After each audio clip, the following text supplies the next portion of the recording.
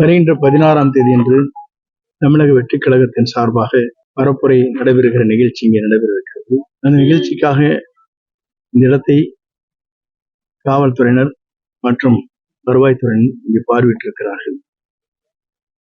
சில விதிமுறைகளை எங்களுக்கு கடிதங்களாக வழங்கியிருக்கிறார்கள். அதை உடனடியாக அந்த விதிமுறைக்கு உட்பட்டு என்னென்ன பணிகளை நிறைவேற்ற வேண்டுமோ அந்த பணிகளை நிறைவேற்றுவதற்கு உரிய நடவடிக்கை நாங்கள் மேற்கொள்வோம். எங்களை பொறுத்தவரையிலும் ரோட் ஷோ என்று சொல்வார்கள் கரூர் விதியாக. அதற்கு பிறகு நடைபெறுகிற நிகழ்ச்சி தமிழ்நாட்டில் முதல் முறையாக ஈரோடு மாவட்டத்தில் விஜயங்குளம் டோல்கேட்டுக்கு அருகாமையில் இருக்கிற இடத்தில் மொத்தம் 19 ஏக்கர் இங்கே இருக்கிறது. இந்த நிலத்தில் இன்றைக்கு இது ஆய்வு செய்யப்பட்டிருக்கிறது. இந்த இடம் சரியான இடம் என்பதை பார்வையிட்டிருக்கிறார்கள். இதற்கு பிறகு என்னென்ன விதிமுறைகள் இருக்கிறது என்பதை கடிதங்களாக எங்களிடத்திலே கொடுத்திருக்கிறார்கள். குறிப்பாக தமிழகத்தை பொறுத்தவரையிலும் இளைஞரின் எழுச்சி நாயகனாக இருக்கிற நாளைய தமிழகத்தை ஆளப்போகிற விஜய் அவர்கள் இங்கே வர இருக்கிறார்கள். அதற்கான ஏற்பாடுகளை மாவட்ட நிர்வாகிகள், கழக தொண்டர்கள், பொதுமக்கள் அத்தனை பேரும் ஒருங்கிணைந்த அந்த பணிகளை நாங்கள் மேற்கொள்ள இருக்கிறோம். இது முதலிலே தமிழ்நாட்டிலே ஒரு பொது இடத்தை தேர்வு செய்து இந்த இடத்திலே நிகழ்ச்சி நடைபெற இருக்கிறது. இதே மற்ற மாவட்டங்களுக்கு வழிகாட்டியாக இது அமையும். விதிமுறைகள் என்னென்ன விதிமுறைகள் கொடுத்திருக்காங்க? 84 கொடுத்திருக்காங்க. சொல்ல முடியாது. இன்னைக்கு விஜய் பேசுறது தமிழ் புதுச்சேரியில வந்து போதுமான பாதுகாப்பு இதை பார்த்தா தமிழ்நாடு என்னென்ன மாதிரி எப்படி கொடுப்பாங்க? நிகழ்ச்சி நடைபெறுகிற போதுதான் அந்த நிகழ்ச்சிக்கு எவ்வளவு பாதுகாப்பு அளிக்கப்படுகிறது என்பதை அன்றைக்கு தான் தெரிந்து கொள்ள முடியும். இன்றைக்கே நான் அதற்கான பதிலை அளிக்கலாம். இங்க ரோட் ஷோ, அதாவது ஒரு ஸ்டேஜ் மாதிரி வாகனத்தில் இன்று பேசுகிறேன். எவ்வளவு பேர் வருவாங்க? 25,000 பேர் மொத்தமா. பாண்டிச்சேரிங்கிறது என்பது சிறிய மாநிலம். குறிப்பிட்ட எல்லைக்குள் இருக்காது.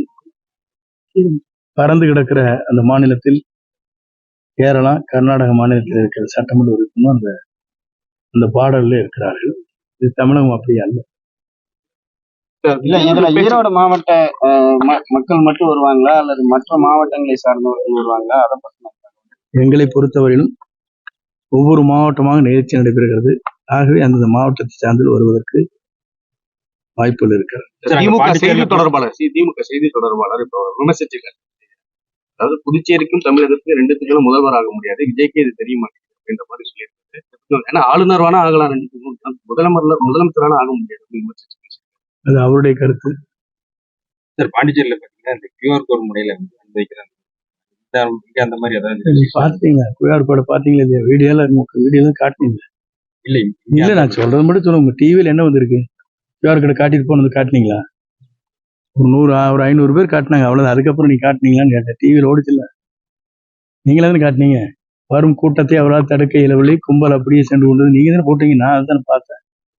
இந்த ரோஷன் போடுறீங்க சார். டிடிவி அவர்கள் தினகரன் எதை கூட்டணி அமைய வாய்ப்புகள் இருக்கா? ஏன்னா உரிய மரியாதை கொடுத்த தொண்டர்கள், எங்கள் தொண்டர்களுக்கு உரிய மரியாதை நாங்கள் கூட்டணி சேருவோம் அப்படின்னு. ஒவ்வொரு இயக்கத்திற்கும் உரிமை இருக்கிறது எங்கள் கருத்துக்களை சொல்வதற்கு. இதெல்லாம் தேர்தல் நெருங்க எப்படி வகையில் கூட்டணி அமையும், எந்த வகையில ஒருவருக்கு விட்டு கொடுப்போம் என்பதெல்லாம் அன்றைக்குத்தான் தெரியும். என்டிஏ கூட்டணியில மீண்டும் டிடிவி தினகரன் அவர்களும் ஓபிஎஸ் அவர்களும் இணையறதாக சொல்லிட்டு இருக்காங்க. பேச்சுவார்த்தைகள் வருது. ஆனா ஒரு பக்கம் ஒரு தரப்புல வந்து தாவேகால இணையறதாகவும் பேச்சுகள் வருது. அது இணையறதுக்கான வாய்ப்புகள் இருக்கா? நீங்க ஏதாவது பேசிட்டு இருக்கீங்க? காலம்தான் அதற்கு பதில் சொல்லுங்க. இன்னும் சில முன்னாள் அமைச்சர்கள்லாம் வந்து இணைய போறாங்க. நான் சொல்லி முடித்து விட்டால் அங்கே அவர்களுக்கு பல்வேறு இடர்பாடுகள் ஏற்படும். இன்னைக்கு நடந்த கூட்டத்துல கூட எம்ஜிஆர் அவர்களை பத்தி பேசிதான் தொடங்கியிருக்காரு. அதிமுகவோட வாக்குகளை பெறுவதற்காக தான் இது இன்றைக்கல்ல, முதல் சுற்றுப்பயணத்தை மேற்கொள்கிற போதே அவருடைய வாகனத்தில் 3 படங்கள் தெளிவாக இருக்கிறது.